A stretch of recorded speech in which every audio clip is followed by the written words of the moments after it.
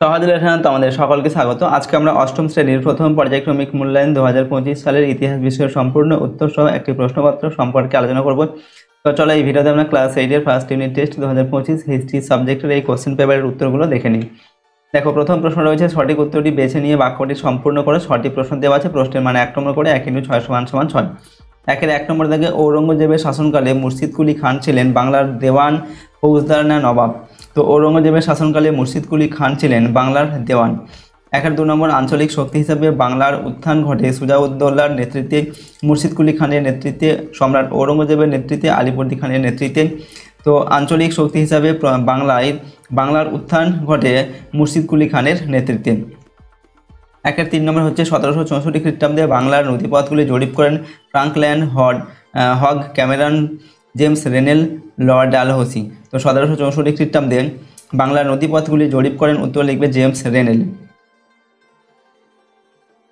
একের 4 নম্বর 1176 বঙ্গাব্দে বাংলায় যে ভয়াবহ দুর্ভিক্ষ দেখা দিয়েছিল তখন ছিল 1870, 1670, 1170 না 1770 খ্রিস্টাব্দ।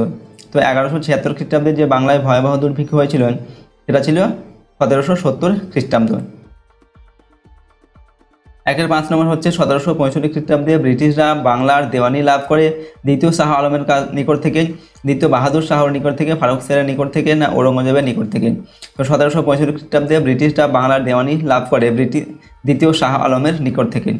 একের 6 নম্বর স্বেচ্ছায় অধীনতামূলক মিত্রতা নীতি মেনে নিয়েছিলেন টিপু সুলতান, সাদাত খান, নিজাম না মীর জাফর? তো স্বেচ্ছায় অধীনতামূলক মিত্রতা নীতি মেনে নিয়েছিলেন নিজাম। ওকে, 2 নম্বর দাগে এক কথায় উত্তর লিখতে হবে। 4টি প্রশ্নের উত্তর এখান থেকে লিখতে হবে।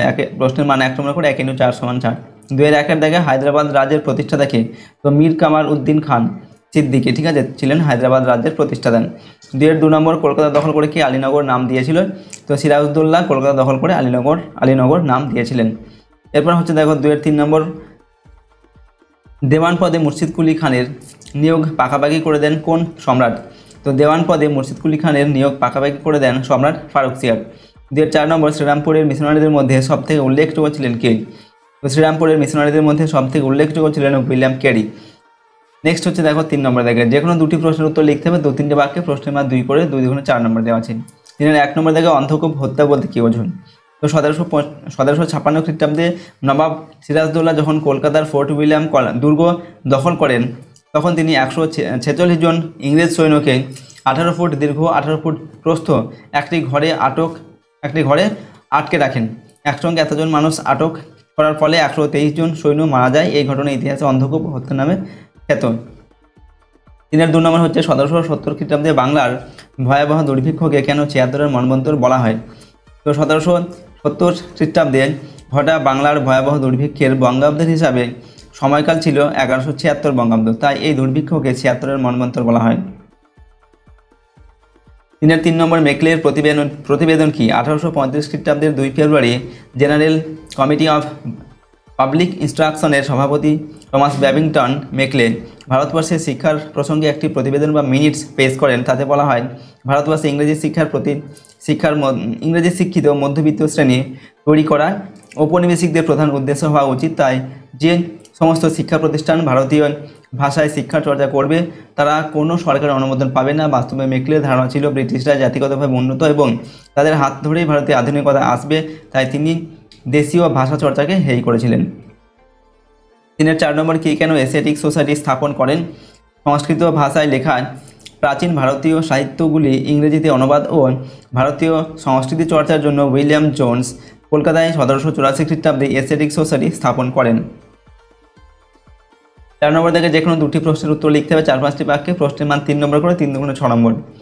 1-এর প্রশ্ন টিকা লিখতে হবে দ্বৈত শাসন ব্যবস্থা সম্পর্কে।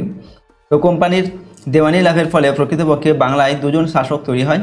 একদিকে রাজনৈতিক আইন শৃঙ্খলা রক্ষা ও নিজামতের দায়িত্ব ছিল বাংলা নবাবের হাতে, অন্যদিকে অর্থনৈতিক কর্তৃত্ব ও রাজস্ব আদায়ের দায়িত্ব বা অধিকার পেয়েছিল ব্রিটিশ কোম্পানি। ফলে নবাবের হাতে ছিল অর্থনৈতিক ক্ষমতাহীন রাজনৈতিক দায়িত্ব, ব্রিটিশ কোম্পানি পেয়েছিল দায়িত্বহীন অর্থনৈতিক ক্ষমতা। বাংলার এই শাসন ব্যবস্থাকে দ্বৈত শাসন ব্যবস্থা বলা হয়। দ্বৈত শাসন ব্যবস্থার সুবাদে ব্রিটিশ ইস্ট ইন্ডিয়া কোম্পানি নিজেদের বাণিজ্য চালানোর প্রয়োজনে বাংলার রাজস্বই ব্যবসায় লগ্নি করত। 1765 খ্রিস্টাব্দ থেকে 1772 খ্রিস্টাব্দ পর্যন্ত বাংলায় দ্বৈত শাসন চলেছিল। এই সময়ে ব্রিটিশ কোম্পানির একমাত্র লক্ষ্য ছিল যত বেশি সম্ভব রাজস্ব আদায় করা। এর ফলে বাংলায় ভয়ানক দুর্ভিক্ষ দেখা দিয়েছিল, যা 76-এর মন্বন্তর নামে পরিচিত। তাহলে 2 নম্বর, উডের প্রতিবেদনের বিষয়বস্তু সম্পর্কে লেখন। 1854 খ্রিস্টাব্দের জুলাই মাসে বোর্ড অফ কন্ট্রোলের সভাপতি চার্লস উড শিক্ষা সংক্রান্ত একটি প্রতিবেদন পেশ করেন, যা উডস ডেসপ্যাচ নামে পরিচিত। এই ডেসপ্যাচের মাধ্যমে ঔপনিবেশিক সরকারকে প্রাথমিক থেকে বিদ্যালয় পর্যন্ত একটি সুগঠিত শিক্ষা কাঠামো গড়ে তোলার পরামর্শ দেওয়া হয়। এই প্রতিবেদনের সুপারিশে কলকাতা, বোম্বাই ও মাদ্রাজে 3টি বিশ্ববিদ্যালয় গড়ে ওঠে। 3 নম্বর, ব্রিটিশ রেসিডেন্টদের কাজ কী ছিল? দেখো, ব্রিটিশ কোম্পানি নিজের ব্যবসায়িক স্বার্থ রক্ষার জন্য বিভিন্ন রাজদরবারে নিজেদের প্রতিনিধি রাখত। সেই প্রতিনিধিরা রেসিডেন্ট নামে পরিচিত ছিল। এর মাধ্যমে ভারতীয় উপমহাদেশে ব্রিটিশ কোম্পানির চূড়ান্ত ক্ষমতার রূপ পেয়েছিল। কোম্পানির নজর এড়িয়ে স্বাধীনভাবে কাজ করার ক্ষমতা ভারতীয় দেশীয় শক্তিগুলির বিশেষ ছিল না। কোম্পানির হয়ে সেই নজরদারির কাজটাই চালাতো স্থানীয় ব্রিটিশ রেসিডেন্ট। 5 নম্বর থেকে যে কোনো 2টি প্রশ্নের উত্তর যাও 8-10টি বাক্যে লিখতে হবে। প্রশ্নের মান হচ্ছে 5 নম্বর করে, ঠিক আছে? 5 গুণে 10 নম্বর দেওয়া আছে। 5-এর 1-এর প্রশ্ন, ব্রিটিশ কোম্পানির প্রশাসন ব্যবস্থায় আমলাতন্ত্রের ভূমিকা কী ছিল? তো ভারতীয় ব্রিটিশ ইস্ট ইন্ডিয়া কোম্পানির প্রশাসনের ইস্পাত কাঠামো ছিল আমলাতন্ত্র বা সিভিল সার্ভিস ব্যবস্থা। প্রথমে আমরা লিখছি প্রতিষ্ঠা সম্পর্কে। লর্ড কর্নওয়ালিস প্রথম সিভিল সার্ভিস চালু করেন বা অসামরিক প্রশাসনে আমলাতন্ত্রকে সংগঠিত করেন। এর উদ্দেশ্য ছিল ভারতের দুর্নীতিমুক্ত ব্রিটিশ প্রশাসন গড়ে তোলা। এরপর দেখো, এর বিশেষত কী ছিল না? ব্রিটিশ প্রবর্তিত আমলাতন্ত্রের যে বিষয়গুলি গুরুত্ব পেত তা হলো, 1 নম্বর হচ্ছে আমলাদের নির্দিষ্ট মেয়াদের চাকরিতে নিয়োগ করা হতো। 2 নম্বর, যোগ্যতা ও দক্ষতার ভিত্তিতে আমলাদের পদোন্নতির ব্যবস্থা করা হতো। 3 নম্বর হচ্ছে প্রশাসনের কর্মরত আমলারা ব্যক্তিগত ব্যবসা ও ঘুষ উপঢৌক নিতে পারত না। 4 নম্বর, নির্দিষ্ট সময়ের ব্যবধানে আমলাদের বেতন বৃদ্ধির ব্যবস্থা করা হতো। ওকে। 5 নম্বর হচ্ছে সিভিল সার্ভিসে ভারতীয়দের নিয়োগ করা হতো না। 6 নম্বর, ব্রিটিশ সিভিল সার্ভেন্ট বা আমলাদের পেশাগত দক্ষতা বাড়ানোর জন্য এবং তাদের ভারতীয় ভাষা, সংস্কৃতি, রীতিনীতি বিষয়ে অবগত করার জন্য প্রশিক্ষণ দানের ব্যবস্থাও করা হতো। 5-এর 2 নম্বর, সিরাজদৌল্লার সঙ্গে ইস্ট ইন্ডিয়া কোম্পানির বিরোধের কারণগুলি কী ছিল? দেখো, নবাব আলীবর্দী খানের মৃত্যুর পর বাংলার নবনিযুক্ত নবাব সিরাজদৌল্লার সঙ্গে ইস্ট ইন্ডিয়া কোম্পানির বিরোধের ফলশ্রুতি হল 1757 খ্রিস্টাব্দের 23শে জুন পলাশির যুদ্ধ। এই বিরোধের পিছনে নানা কারণ ছিল। কারণগুলি কি? 1 নম্বর হচ্ছে কোম্পানির ষড়যন্ত্র। সিরাজ বিরোধী ঘসেরি বেগম এবং শৌকত জংয়ের সঙ্গে কোম্পানি ষড়যন্ত্রে লিপ্ত হলেন ক্ষুব্ধ নবাব সিরাজ কোম্পানিকে উচিত শিক্ষা দিতে সচেষ্ট হন। নাম্বার 2 হচ্ছে রীতির অবমাননা।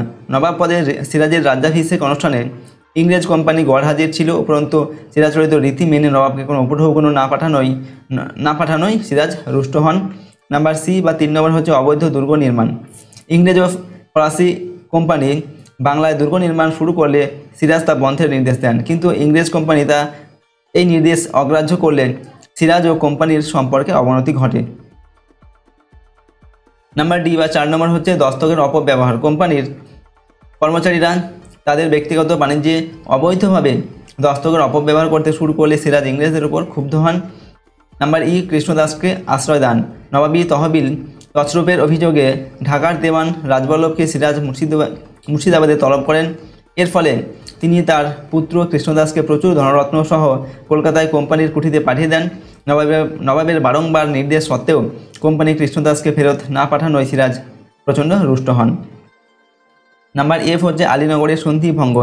সিরাজ কলকাতা দখল করে এর নাম রাখেন আলীনগর, কিন্তু অল্প দিনের মধ্যেই রবার্ট ক্লাইভ ও ওয়াটসনের নেতৃত্বে কোম্পানি কলকাতা পুনর্দখল করে নেয়। ফলস্বরূপ কোম্পানি ও সিরাজের মধ্যে আলীনগরের সন্ধি স্বাক্ষরিত হলেও শেষ পর্যন্ত ফরাসিদের আশ্রয় দানের অভিযোগে নবাবকে সন্ধির শর্তভঙ্গের জন্য দায়ী করা হয়। ঠিক আছে, এই ঘটনা প্রবাহের পরিপ্রেক্ষিতে সিরাজ বিরোধী জগৎ শেঠ, মির্জাফর প্রমুখের সঙ্গে ষড়যন্ত্র করে রবার্ট ক্লাইভ নবাব সিরাজকে সিংহাসনচ্যুত করতে সচেষ্ট হন। এরই ফল হলো পলাশির যুদ্ধ। 5-এর 3 নম্বর দেখে, পলাশির যুদ্ধ ও বক্সার যুদ্ধের মধ্যে কোনটি ব্রিটিশ কোম্পানির ভারতে ক্ষমতা বিস্তারের জন্য বেশি গুরুত্বপূর্ণ ছিল? তোমার বক্তব্যের পক্ষে যুক্তি দাও। তো ভারতে ব্রিটিশ কোম্পানির ক্ষমতা বিস্তারে পলাশির যুদ্ধের তুলনায় বক্সার যুদ্ধ বেশি গুরুত্বপূর্ণ ছিল। পলাশির যুদ্ধে শুধু বাংলার নবাবের পরিবর্তন হয়েছিল, ব্রিটিশরা বাংলায় ব্যবসা করার অবাধ সুযোগ এবং রাজস্ব আদায়ের ক্ষমতা সরাসরি পায়নি। ভারতের কোম্পানির ক্ষমতা বিস্তারের প্রক্রিয়া শুরু হয়েছিল মাত্র, কিন্তু বক্সারের যুদ্ধের ফলে কোম্পানির রাজনৈতিক ও অর্থনৈতিক আধিপত্য সুনিশ্চিত হয়েছিল। তাছাড়া অযোধ্যার শাসকের পরাজয়ের ফলে প্রায় পুরো উত্তর ভারতে ব্রিটিশ কোম্পানির ক্ষমতা বিস্তৃত হয়। পাশাপাশি দিল্লির মুঘল সম্রাটকে হারিয়ে দেওয়ার ফলে আনুষ্ঠানিকভাবে মুঘল সার্বভৌমত্ব সমস্যার মুখে পড়ে। শেষ পর্যন্ত মুঘল সম্রাট দ্বিতীয় শাহ আলম ব্রিটিশ কোম্পানিকে বাংলা, বিহার ও উড়িষ্যার দেওয়ানির অধিকার দিতে বাধ্য হয়। তো এই ছিল তোমাদের ক্লাস 8-এর ফার্স্ট ইউনিট টেস্ট 2025 সালের ইতিহাস বিষয়ের একটি কোশ্চেন পেপারের সম্পূর্ণ উত্তর আমরা এখানে আলোচনা করলাম। প্রশ্নোত্তরগুলো অবশ্যই তোমরা ভালোভাবে প্র্যাকটিস করবে, ঠিক আছে? এর মধ্যে থেকে তোমরা ম্যাক্সিমাম প্রশ্ন দেখবে, পরীক্ষায় কমন পাবে। এবং আমাদের চ্যানেল যদি নতুন হয়ে থাকে চ্যানেলটিকে তোমরা সাবস্ক্রাইব করে রাখবে, পাশের বেল আইকনে প্রেস করার পর অল অপশানটিকে সিলেক্ট করবে, ভিডিওটিতে অবশ্যই লাইক করবে, ভিডিওটিকে বন্ধু বান্ধবের সঙ্গে শেয়ার করবে, আর কমেন্ট বক্সে নিজেদের মতামত অবশ্যই লিখে জানাবে। চলো আজকে আমরা ভিডিওটিকে এখানে শেষ করছি। সম্পূর্ণ ভিডিওটি দেখার জন্য অসংখ্য ধন্যবাদ।